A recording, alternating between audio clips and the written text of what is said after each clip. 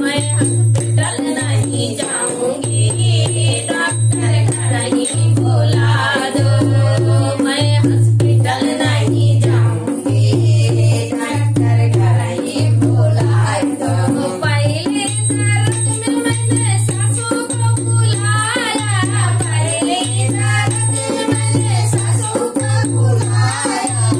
आने में सासू नखरा दिखाया, आने में सासू नखरा दिखाया। उस बुढ़िया को अब ना बुलाऊंगी, डॉक्टर घर ही बुलाई दो। उस बुढ़िया को अब ना बुलाऊंगी, डॉक्टर घर ही बुला दो। मैं हॉस्पिटल नहीं जाऊंगी, डॉक्टर घर ही बुला दो। घर ही बुला दो, राजा घर ही बुला दो। घर ही बुला दो, राजा घर ही बुला दो।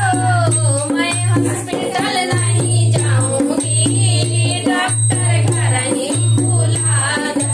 दूसरे दर्द में मैंने जखनी को बुलाया, दूसरे दर्द में मैंने जखनी को बुलाया। दूसरे दर्द में मैंने जखनी को बुलाया।